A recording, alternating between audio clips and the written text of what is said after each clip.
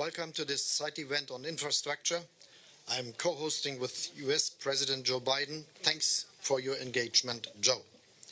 The G7 has set itself the ambition of making the world a better offer on infrastructure investment. Today, we are relaunching our joint work as a partnership for global infrastructure and investment. With our joint G7 infrastructure initiative, we are building on strong national and regional initiatives, such as the EU Global Gateway Initiative and similar initiatives of other G7 members. Yet another example of our unity and close cooperation as G7. The decision to work together on this offer to the world was taken last year in Carbis Bay. Since then, we have worked hard and made great progress. We have built a G7 structure for our cooperation and launched concrete partnerships on climate and health. On the structure of our cooperation, we are bringing together our development finance institutions, coordinate with multilateral banks and private sector, and setting up partnerships and country platforms. This is steep change for our cooperation that we have committed to. We are boosting local vaccine production in Africa. Germany has contributed 530 million euro as part of a larger Team Europe and G7 initiative. We are building strong partnerships to support the global transition to net zero. With our Just Energy Transition partnerships, we support an accelerated, clean and just transition of developing and emerging countries towards climate neutrality. The first GETP was launched with South Africa at COP26. I'm happy to announce today that Germany, via its development bank, is ready to offer a promotional loan of 300 million euro for energy policy reforms as concrete support for this GETP. This is part of Germany's contribution to collective G7 support of $8.5 billion over the next 3 to 5 years. But we won't stop there. In a joint effort with G7 partners, we are currently working towards additional GETPs with Indonesia, India, Senegal and Vietnam. The public sector alone will not be able to close the huge investment gap we faced in many parts of the world. This is why we are promoting innovative instruments such as the Emerging Markets Climate Action Fund, in order to mobilize private investment for sustainable infrastructure. The G7 is committed to support the Emerging Markets Climate Action Fund, and Germany is contributing additional 30 million euro, adding to 25 million euro we have provided last year. The fund can mobilize up to 50 euro private capital for every single euro public money we provide. With our total contribution of 55 million euro, we can mobilize up to 2.75 billion euro. Just like our broader G7 agenda, our work on promoting infrastructure globally is also affected by the current geopolitical situation. We have therefore discussed how our investment globally in climate neutral and low carbon energy, including gas, can help us as a temporary response to Russia's use of energy as a weapon. Given the progress we have achieved, time is ripe to showcase our offer to the world under a common roof. I'm convinced the G7 makes a stronger, better and more convincing offer to partners globally. But beyond steps we have been taken, this is a long-term undertaking. Germany will move this work forward beyond the Elmhurst Summit to make progress towards an equitable world, and I will hand over an even stronger joint initiative to Fumio end of this year. And now I would like to hand over to the United States President. Thank you very much. Well, good afternoon, folks. Our nations and our world stand at a genuine inflection point in history. Technology has made our world smaller, more immediate, and more connected. It's opened up incredible opportunities, but also accelerated challenges that impact on all of us. managing global energy needs, taking on the climate crisis, dealing with the spread of diseases. And the choices we make now, in my view, are going to set a direction of our world for several generations to come. These challenges are hard for all of us, even nations with resources of the G7. But developing countries often lack the essential infrastructure to help navigate global shocks like a pandemic. So they feel the impacts more acutely, and they have a harder time recovering. In our deeply connected world, that's not just a humanitarian concern, it's an economic and a security concern for all of us. That's why 1 year ago when this group of leaders met in Cornwall, we made a commitment. The democratic nations of the G7 would step up and provide financing for quality, high-standard, sustainable infrastructure in developing and middle-income countries. What we're doing is fundamentally different because it's grounded on our shared values of all those representing the countries and organizations behind me. It's built using the global best practices, transparency, partnership, protections for labor and the environment. We're offering better options for countries and for people around the world to invest in critical infrastructure that improves the lives, their lives, all of our lives, and delivers real gains for all of our people, not just the G7, all of our people. Today, we officially launched the Partnership for Global Infrastructure and Investment. We collectively have dozens of projects already underway around the globe. And I'm proud to announce the United States will mobilize $200 billion in public and private capital over the next 5 years for that partnership. We're here today because we're making this commitment together as a G7 in coordination with one another to maximize the impact of our work. Collectively, we aim to mobilize nearly $600 billion from the G7 by 2027. These strategic investments are areas of critical to sustainable development and to our shared global stability. Health and health security, digital connectivity, gender equality and equity, climate and energy security. Let me give you some examples of the kinds of projects that are underway in each of these areas. First, health. 2 years ago, COVID-19 didn't need any reminders about how critical investments in healthcare systems were and health security is, both to fight the pandemic and to prepare for the next one, because it will not be the last pandemic we have to deal with. That's why the United States, together with the G7 partners and the World Bank, are investing in a new industrial-scale vaccine manufacturing facility in Senegal. When complete, it will have the potential to produce hundreds of millions of doses of vaccine annually for COVID-19 and other diseases. It's an investment that will enhance global vaccine supplies as well as improve access and equity for developing countries. Second, in the digital area, our economy's future increasingly depends on people's ability to connect to secure information and communications technologies.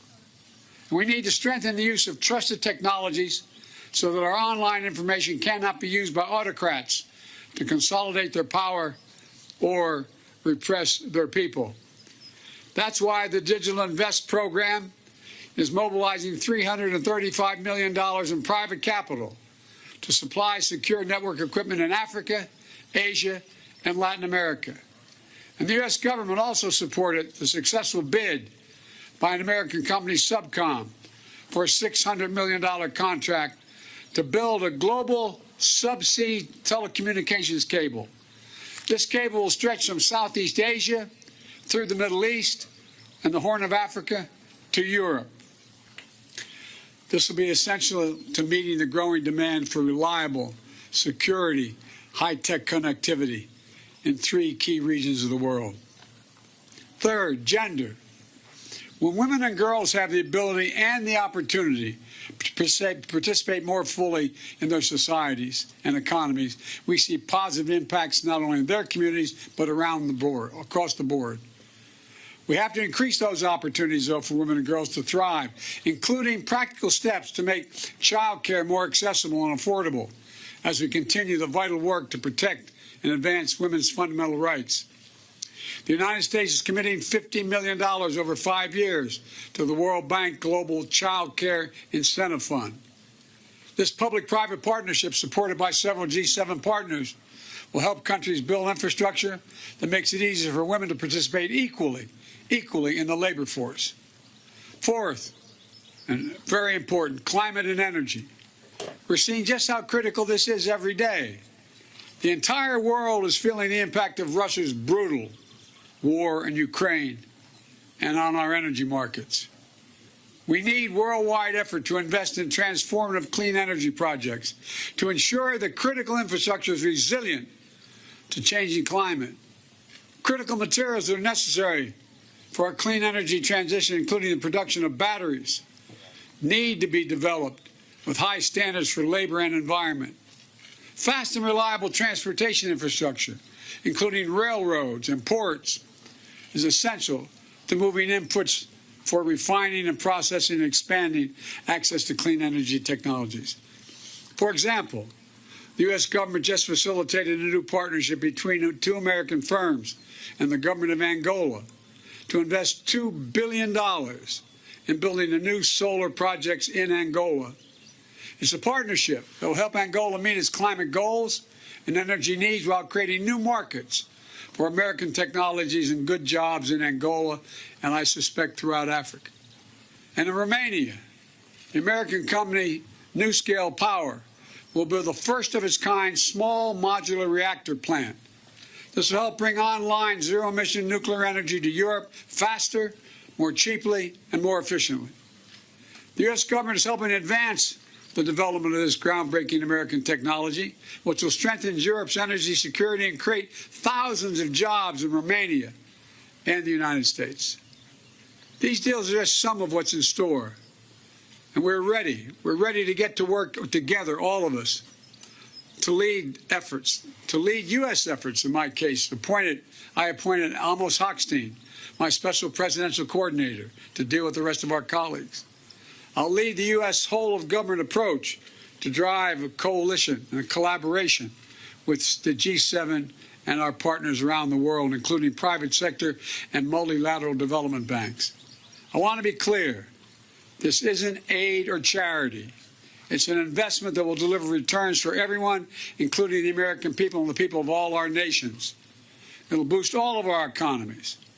It's a chance for us to share our positive vision for the future and let communities around the world see themselves and see for themselves the concrete benefits of partnering with democracies. Because when democracies demonstrate what we can do, all that we have to offer, I have no doubt that we'll win the competition every time. Thank you. Now I invite President von der Leyen to the podium.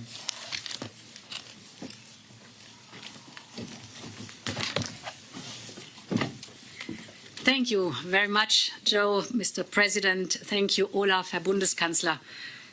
We've just tried to overcome a global pandemic, and it shook the global economy. And then, as the global economy was just recovering, Russia's vicious attack on Ukraine happened, driving prices up everywhere from food to energy and casting deep uncertainty, especially in the most fragile countries. These are very severe challenges. We will tackle them head-on, and this is why G7 partners are gathered here. But this must not, and it will not, divert us away from our affirmative agenda.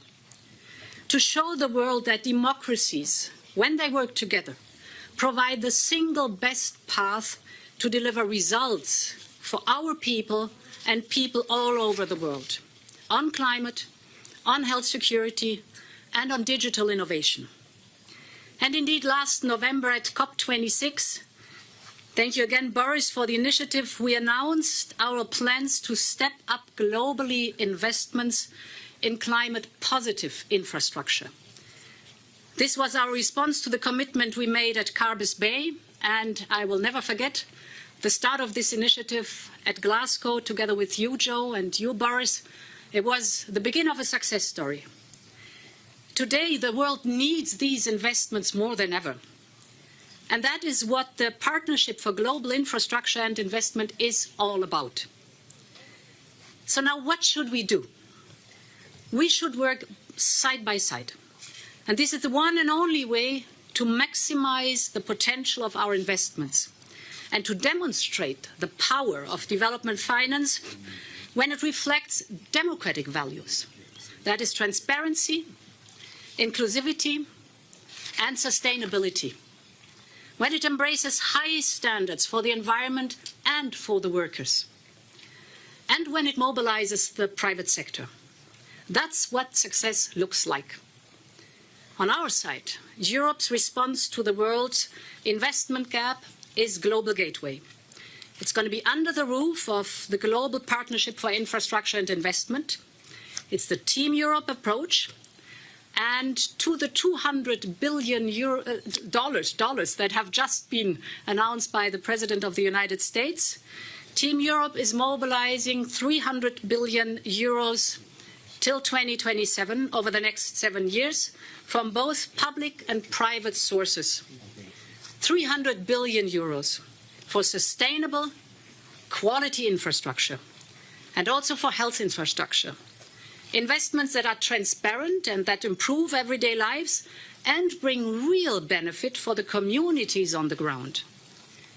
Global Gateway is fully at work, and we're listening closely to the recipient countries so that we can better understand their needs and deliver the biggest impact. We already have many great examples to share. Some of them have already been named. The mRNA vaccine manufacturing plants, for example. We just extended this successful program to Latin America too. But, for example, also the Great Green Wall, a project for food security and land restoration on the continent. Or take the submarine fiber optic cable, ELA, linking Europe to Latin America. The upcoming clean hydrogen project with Egypt, Namibia, and Chile. And, for example, constructing a port to connect Christmas Island in the South Pacific to the rest of the world. These are projects in the right direction to travel. They are designed and implemented in full consultation and partnership with the countries and population concerned, because that's our way to do business. So my point is, we need to see more of these projects get off the ground in every corner of the earth. And for this, we really need, as democracies, to pull our common weight. The European Union and Japan, for example, are already doing that, dear Fumio, as part of our connectivity partnership. Or South Africa has been named, where all G7 are supporting the just energy transition. And we will continue our work and do more projects together. We will optimize our collective power, because it is up to us to give a positive, powerful investment impulse to the world, to show our partners in the developing world that they have a choice and that we intend to step up in solidarity to meet their development needs. In doing so, we'll show once again that democracies are prepared and meet the moment. Therefore, my dear friends, let's continue the good work. Thank you. If you want to take these. So now I may ask the Prime Minister of Japan, Fumio Kishida, to take the floor.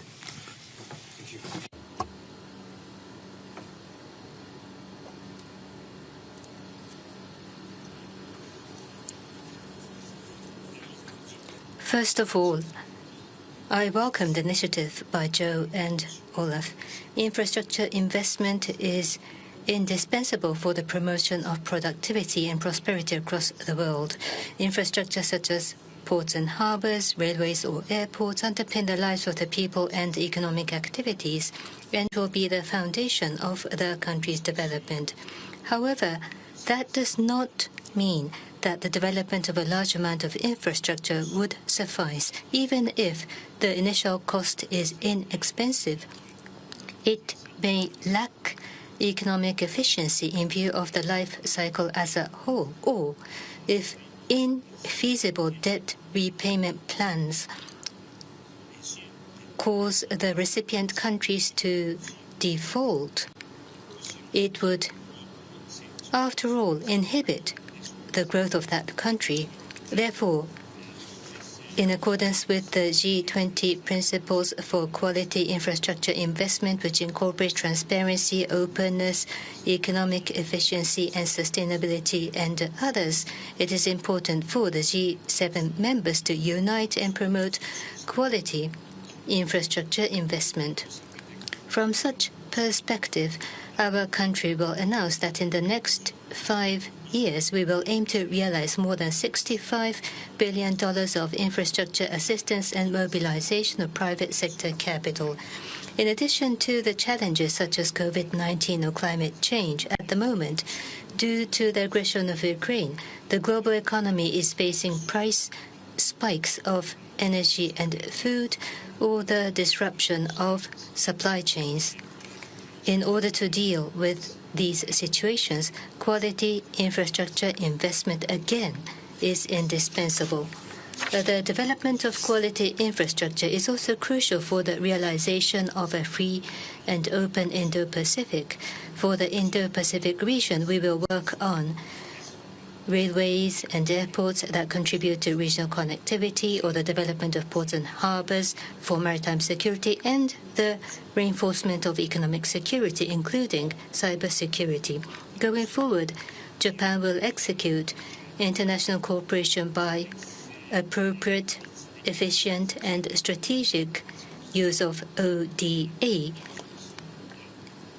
and expand ODA, and will strengthen diplomatic efforts, and will continue to deepen our collaboration with respective countries, including the G7. Thank you.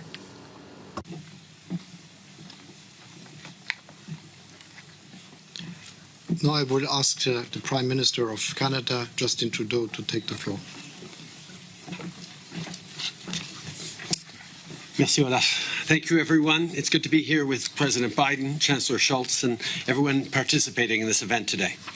A year ago, at the G7 summit in the UK, we made the commitment to change our approach to investment for infrastructure with the goal of strengthening our partnership with others around the world.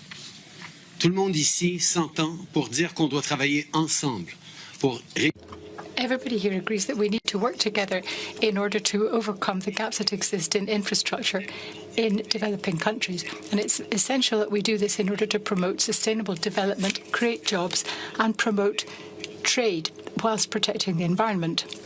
Meeting in Rwanda with me this week with Prime Minister Boris Johnson, where we had the opportunity to talk about these challenges with many African leaders. And earlier this month in Los Angeles, I met with my co-chair of the UN Secretary General's Sustainable Development Goals Advocates Group, Prime Minister Mia Mottley of Barbados. We focused on mobilizing all possible resources, government, the private sector, multilateral development banks, and philanthropic foundations.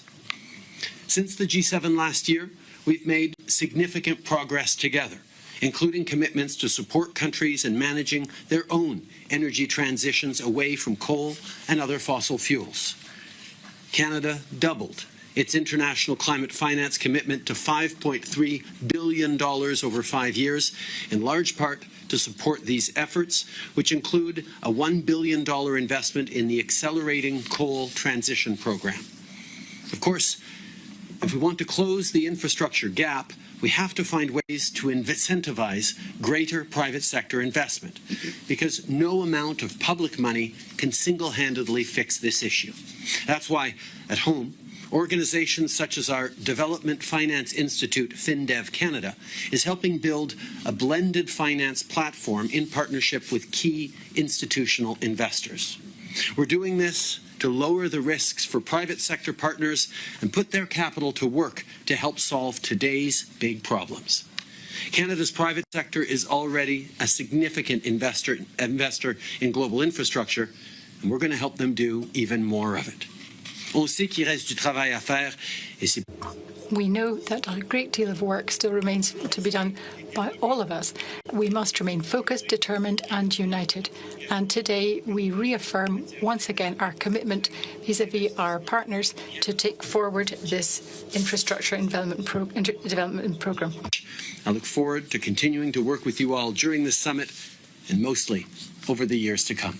Merci beaucoup.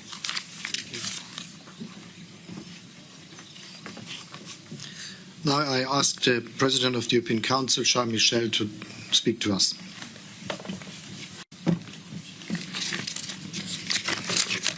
Thank you, dear Chancellor Olaf Scholz. Thank you, dear President of the United States, for organizing this event. The EU fully supports the G7 partnership on global infrastructure and investment. And the reason is simple. We have always been a leader in cooperating with developing countries. 46% of global development aid comes from the European Union. And every year, almost 70 billion euros go to fund more peace, more prosperity, and more development. The G7 is committed to values, standards, transparency, principles, and so is the EU. We focus on smart, clean, and secure investments in sustainable infrastructure, in digital, climate, energy, or transport. And we also invest in the power and potential of people, in their education and health, and in cutting-edge research. The EU is a project of peace and prosperity, anchored in the rule of law and multilateralism. We rally our partners around high standards of human, social, and workers' rights, and our G7 partnership wants to drive forward infrastructure that's sustainable, inclusive, resilient, and high quality in emerging markets and in developing countries. For instance, with investments in vaccines and medicine production, notably in African countries. Multilateral development banks will play a catalyst role in mobilizing private capital along with our public support. The European Union is moving forward with our Global Gateway initiative. At our EU-Africa Summit last February, we announced an Africa-Europe investment package of 150 billion euros. We are investing in many concrete projects in Africa and with Africa. The submarine Euro-Africa Gateway cable and the local pharmaceuticals cooperation are two good examples. In the Indo-Pacific, we are very engaged in the field of sustainable connectivity in transport, energy, and technology. In conclusion, we need values and standards, and that's why we are fully on board. I'm convinced that the G7 and the EU are taking the right direction for a more stable and forward-looking partnership. I thank you. The last that will speak here to us is the Prime Minister of Italy, Mario Draghi. Thank you, Olaf. Just 2 words after everything has been said. This group of countries is being the largest financier in assistance to investment projects in developing countries. We have to do more, and we also want to be this effort widely acknowledged in partnerships with developing countries. Multilateral development banks, and especially the World Bank, will be mobilized even further, together with the private sector. Again, a wide effort of partnership with developing countries has to be undertaken. The areas, you've heard the many areas in which these investment projects are going to be undertaken, but on 2 areas I want to put more stress. One is energy, and the other one is healthcare. Energy. It's quite clear that in the present situation, we'll have short-term needs that will require large investments in gas infrastructure in developing countries and elsewhere.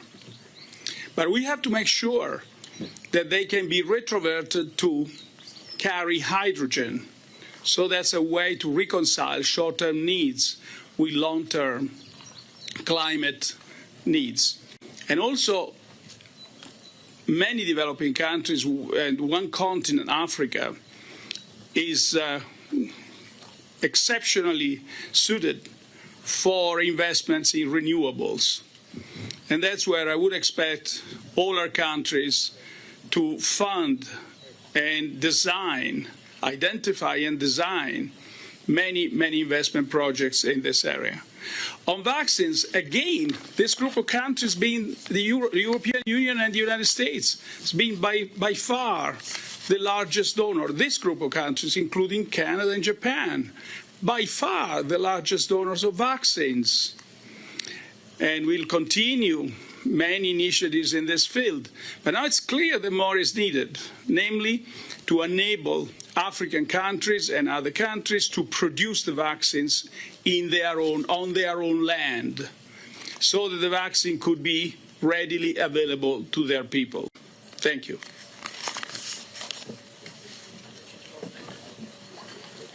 Thank you to you all. President Biden, has the Roe decision come up in your meetings? What decision?